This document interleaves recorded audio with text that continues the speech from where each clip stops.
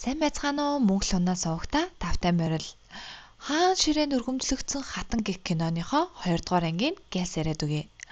Хааны зарилгаар хаатны хамгийн хайртай шивгчин Чирионыг хүчээр биеийн цэвэрлээд хувцсын солиод хааны өргөөлөө оруулна. Манай Чирион юу болоод байгааг ч ойлгохгүй байгаа хэрнээ хаанд тэр орой үйлчлэнэ. Хатан өрөөндөө ганцаараа суун хаантай байх өнгөрсөн үеэ дурсан харагдана. Хаан хатан хоёр маань залуухан авхай болон ханхүү байх үедээ авхай маань би энэ улсад хүссэн газар руугаа гүмээр байна гэхэд ханхүү би чамайг л хараад байж ивэл надад сайхан хэмээн дурсна. Чирион маань өрөөндөө уйлан ганцаараа суух бөгөөд авхайтайгаа яаж таарсан үе бодно. Хүүхэд байхдаа юм хулгайлж иддэг байх үед нь авхайн түүнийг аварсан байна. Авхайн хавчаарыг зүхтаагаад гүүхт нь авхайн би чамд энийг өгье. Харин оронд нь чи надтай хамт яваарай гэд үүнээс хойш Чирионыг өсгсөн. Тэр сайхан дурсамжаа Чирион маань бодон уйлна. Хатан өөрийн шадар авхайг дуудан өчтөр орой хаанд үйлчилсэн шивгчин болох Чирионыг ордны ёс журмын дагуу өргөмжлөхийг хүснэ. Чирион маань хөөрхий хатныхаа хавчаарыг хараад үнэхээр харамсаж байгаа нь харагдана. Шадар авхай Чирионд хэрэгтэй юм байвал түүнд хэлээрэй хэмээн хэлнэ. Хатан ордноосоо гараад алхаж байтал Чирион ирээд урд нь өвдөг сөгдөж уушлахгүй нь хатантан минь та намайг үнэхээр их уучлаарай хэмээн хэлэхэд хатан чи надаас уушлахгүй хэрэггүй чиний буруу биш чамайг хүссэн тэр хүнээ л буруу чи тэр хүнд л гомдож яв хэмээн ярьж зогсож хахад ханхуугийн шадар авхаа ирэн ханхууг өвдснийг дуулгана. Хатан яаран ханхуу дээр очиход ханхуу үнэхээр нурамгай сууж ийн. Арай гэж ханхууд 2-3 зутан халбагдаад өгж байтал хаантан орж ирнэ. Хаантан хүүдээ хүрэх гэсэн боловч хатан түүнийг зогсооно. Хаан энэ үйлдэлт нь үнэхээр их дургуйсан хатан ханхуу хоёрыг үлдээгээд гарна. Хааны тушаалаар Ёншил болон түүний хүү ордонд орж ирэн хатны амар мэндийг асууна. Хатан ханхуугийн боловсролд анхааран ханхууг одооноос ханхуу нартай хамт сургуульд явахыг зөвлөнө. Ёншил үүнийг эсэргүүцэх гэсэн боловч хатан хааны хүүхдүүд бол миний хүүхдүүд. Тиймээс би хүүхдүүдийнхаа боловсролд анхаарах нь зөв. Үүнд чи бүү садвал хэмээн хэлнэ. Энэ шөнө хаантан татвар юм болох Ёншилийн өргөөнд залрна. Ёншил хаанд хандаж би таныг хаан эзэн болно гэдгийг чи мэдчихсэн юм аа. Энэ мөчийг маш удаан хүлээлээ гэхэд хаантан Ёншилд хандаж чи урдын адил дулаахан зөөлөн хിവэрэ байна хэмээн хоёр биенийгаа хөөргөнө. Яг энэ үед нь өмнөх хаан Тесан нь угсаа залгамжлагч Боксооныхаа булшин дээр ирсэн туслахтаа чи тэднийг цуглуулсан уу хэмээн яриа сууж ийн. Хаантан өөрийн төшөмлүүдээ цуглуулан хуурал хийж явах ба хатны дүү хаанд хандаж өмнөх хааны цэрэг цуглуулж байгаа тухай дуулгана. Яг одоо бид нар энийг зогсоохгүй бол оройтх болно хэмээн хаантанд хэлэхэд хаантан чи хаа юм уу би хаа юм уу би хаан аавынхаа эсрэг тэгээд байлдах хэрэггүй хэмээн хатны дүүгийн дуугийг хорно. Вонгион хатан маань ханхуу нарын сургууль дээр зочлон ханхуу нарыг хэрхэн эрдэм номд шамдж байгааг очиж харна. Ёншилийн хүү ханхуу эрдэм ном сурах дурггүй гэдгээ багштай маш бүдүүлгээр илэрхийлнэ. Үүнийг харсан хатан маань эгдүүцэн багшид хандаж та ханхуу нарыг шийтгэж болохгүй тул би өөрөө шийтгэх хэмээн Ёншилийн хүүг саваагаар шийтгэнэ.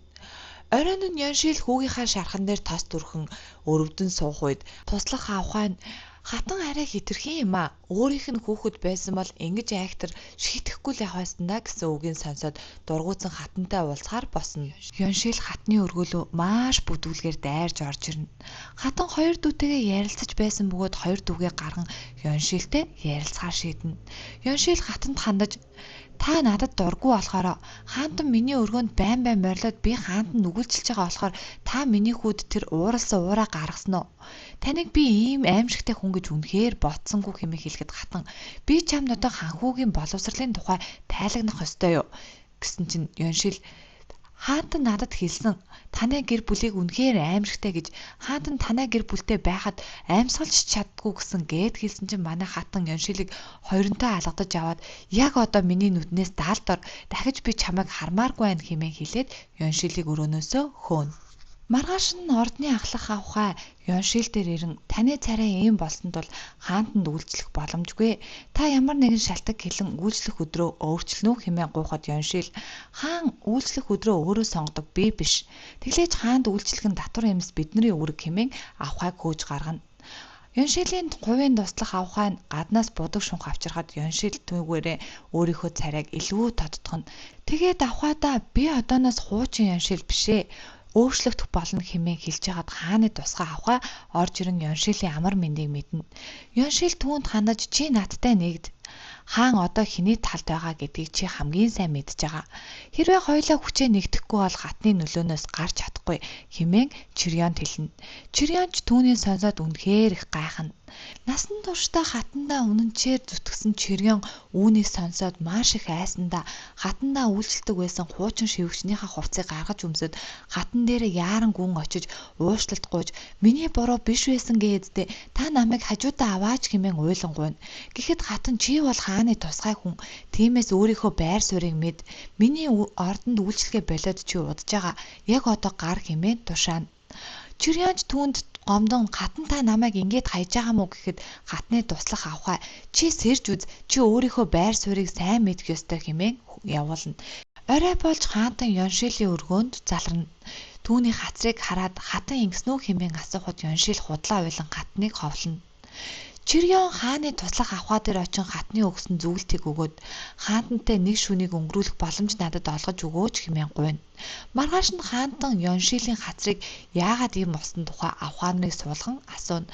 Хатны туслах авахаа юу ч хэлээгүй байхад хааны туслах авахаа хаантан минь бид нар сайн мэдгүй. Гэхдээ Ёншил авахаа Чирион авахааг дуудан бүх үннийг хэлсэн. Та түүнээс очиж асуу хэмээн хэлнэ. Хатны дүү өөрийнхөө эрүүл мэндийн байдал муу байгаа учраас далбан тушаалаа хүлээлгэн өгөө хэмээн хаантанд хүсэл тавина.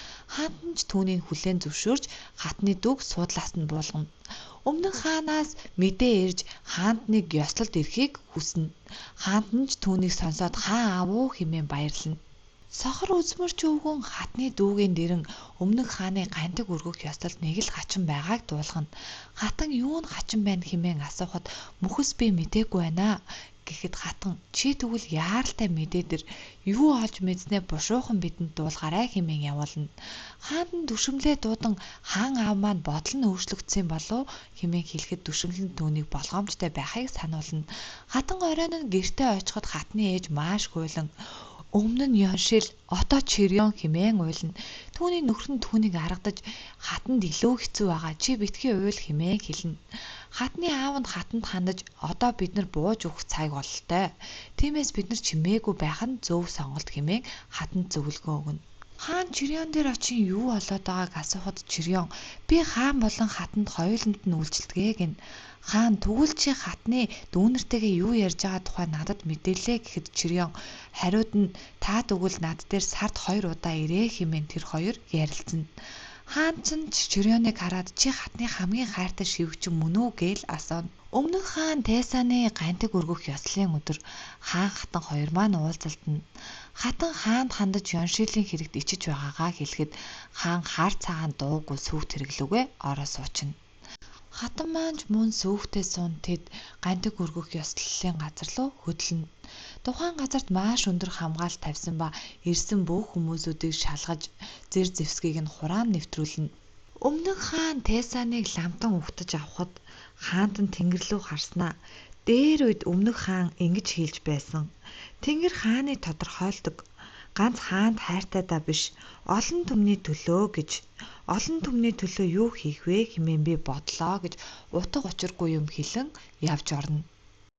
Хаан болон Вонгион хатан нар сүмд ирэн өмнөх хааны амар мэндийг мэднэ. Хаантан өмнөх хаанд хандаж таны царай амар амгалан харагдаж байна гэхэд Вонгион хатан биднийг ийм утга учиртай газар дуудсан талархлаа хэмээн хэлэхэд өмнөх хаан тэр хоёрыг маш жигшилтэйгээр харна. Сохор үзмэрч өвөө үүдэнд ирсэн би хатанд яаралтай мэдээ дуулах хэрэгтэй. Намайг оруул хэмээн хэлэхэд үүдний харуул түүнийг оруулсангүй. Хатны дүү сохор өвгнийг харан нэвтрүүлнэ. Ёслолд эхэлж хаантан болон өмнөх хаан нар ёслолд оролцоно. Хатны дүү хатан дээр ирж сохор өвгний тухай дамжуулна.